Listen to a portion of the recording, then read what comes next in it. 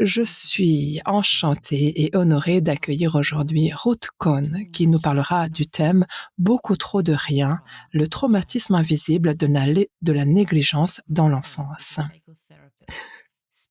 Ruth Cohn est psychothérapeute et elle s'est spécialisée dans tout ce qui est relationnel.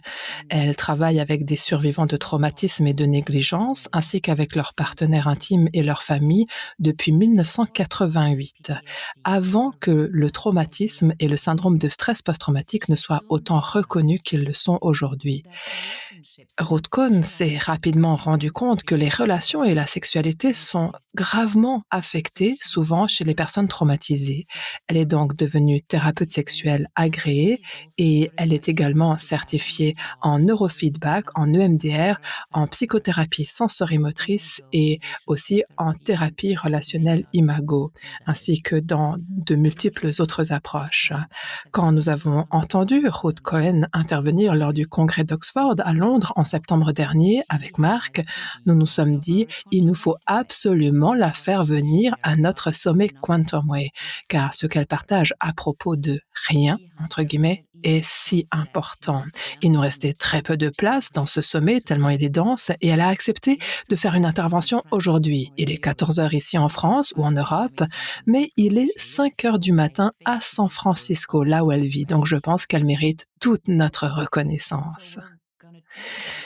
Alors, aujourd'hui, nous allons parler de traumatisme d'attachement et de traumatisme développemental lié à de la négligence dans l'enfance, ainsi que de l'impact que cela peut avoir sur l'intimité et la sexualité en particulier, la difficulté à se sentir suffisamment en sécurité pour être présent à soi et à l'autre simultanément. Bienvenue, Ruth, dans ce sommet. Bienvenue en Europe. Il vous faut juste allumer votre micro d'abord. Un très grand merci de m'avoir invitée et je dois vous dire que lorsque j'ai vu l'ouverture de cette session avec tous les messages de bienvenue dans toutes ces langues, je me suis sentie absolument enchantée et émue de pouvoir participer à ceci. Moi, je suis l'enfant de 2 rescapés de la Shoah et donc dans mon histoire, il y a eu des traumatismes qui se sont passés à l'échelle planétaire.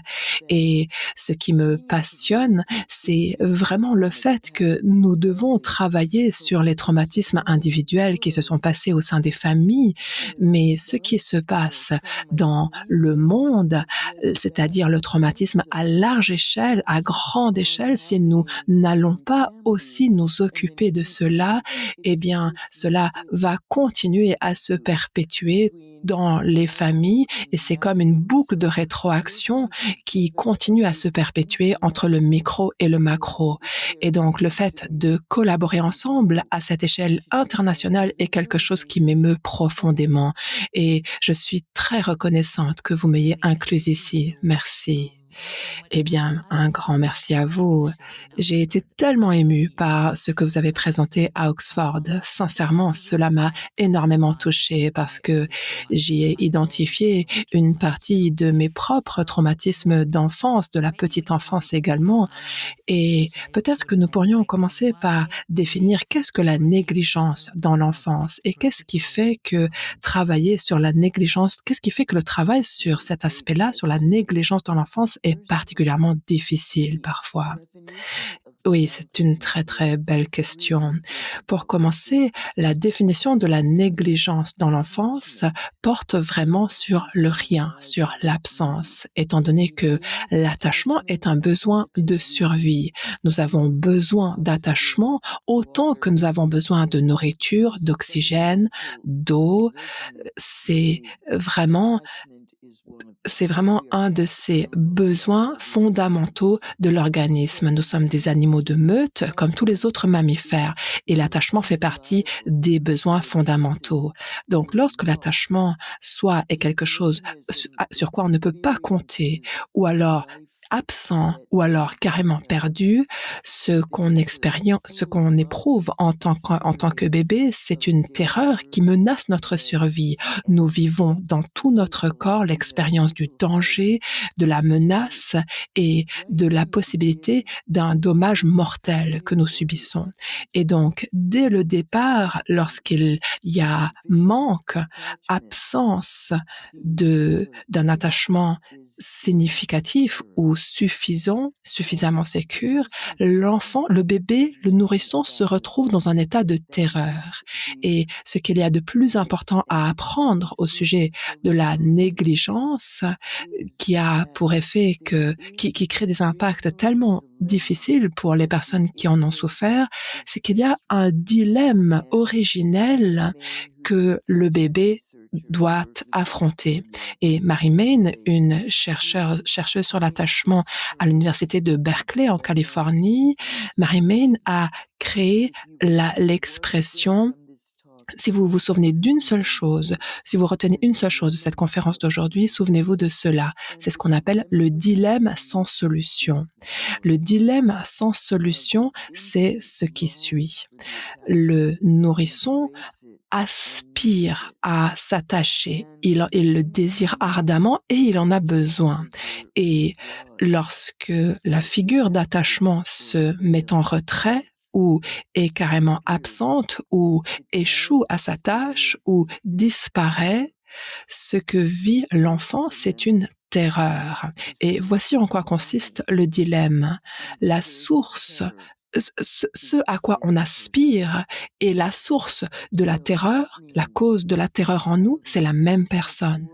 Cela signifie que l'enfant tend à se mettre en lien avec l'extérieur, puis doit se mettre en retrait et il fait ses va-et-vient entre vouloir le contact à l'extérieur, puis se mettre en recul par rapport à cette personne, toujours la même personne, et l'enfant ne peut pas résoudre ce dilemme-là. Ce qui veut dire que à terme, l'enfant va soit se figer, soit s'effondrer. Alors, initialement, la façon dont le nouveau-né ou le nourrisson va s'adapter et ce à quoi il va avoir recourir par défaut, ce sera d'entrer dans une espèce d'état passif. Et on peut remarquer cela chez les bébés négligés. Au bout d'un moment, ils ne pleurent plus. Ils cessent de ils cessent de tenter d'établir le contact avec l'extérieur, car ça ne sert à rien, il n'y a personne qui ne les écoute, personne ne les écoute et personne ne vient. Et donc, ces bébés deviennent passifs et souvent, et c'est là que nous pouvons retrouver ce concept assez compliqué de la dissociation, car souvent, ces bébés entrent en hypoactivation et dans cet état-là, ils ne sont pas très actifs, ils ne sont pas très réactifs, ou alors ils se fragmentent, ils se morcellent et se fragmentent en différentes parties entre celles qui cherchent à établir le contact et celles qui se mettent à distance et ils tentent de s'adapter, mais on ne peut pas s'adapter à cela. Et cela veut dire que à terme, quand l'enfant grandit, il aura recours par défaut à l'autonomie. Il ne va compter plus que sur lui.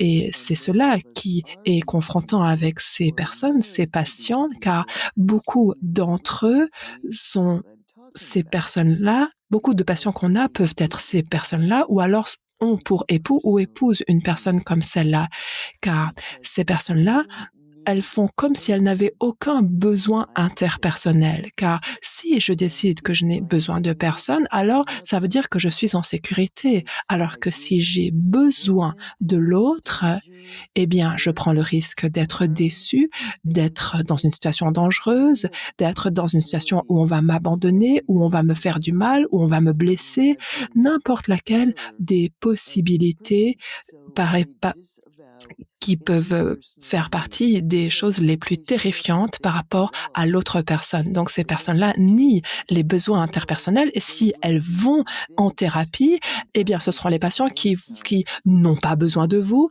et c'est quelque chose que j'ai entendu très souvent. Là, ces personnes sont convaincues qu'elles sont plus intelligentes que nous, elles savent tout et nous ne savons rien ou alors les thérapeutes, de toute façon, ça ne sert à rien à leur avis.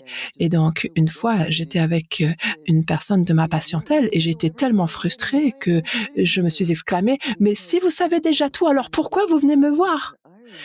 Parce que souvent, ce qui est ironique ici, c'est que finalement, pourquoi est-ce que moi, je suis là si vous êtes tellement convaincu que vous n'avez besoin de personne? Mais en réalité, dans leur fort intérieur le plus profond, il y a cette profonde ambivalence qui explique pourquoi ces personnes se marient quand même, choisissent des partenaires, tentent d'avoir des relations dans le monde malgré tout.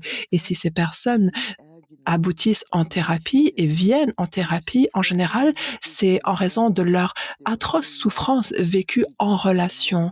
Ces personnes doivent faire face à ce dilemme pendant toute leur vie, car d'un côté, ces personnes-là n'ont pas envie d'avoir besoin des autres et d'un autre côté, nous avons besoin des autres, car c'est quelque chose d'organique, c'est notre droit inné et intrinsèque, ça fait partie de notre nature.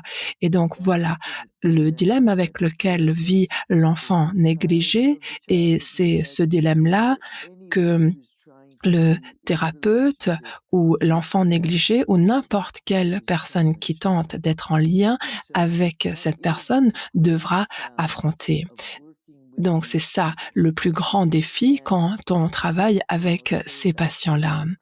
Et une dernière chose que je vais dire à ce sujet, avant de vous laisser me poser votre prochaine question, c'est que ces patients nous mettent à l'épreuve. Ils tenteront de nous tester et parfois ils seront assez outrés, indignés de voir ils auront des comportements assez outranciers, dans le sens, c'est comme s'ils tentaient de regarder à quel point je peux me montrer un mauvais patient pour vous et quand même, malgré cela, vous me gardez comme patient. Donc, ils nous testent pour voir quel est le degré de sécurité qu'ils ont ou qu'ils n'ont pas dans leur relation avec nous.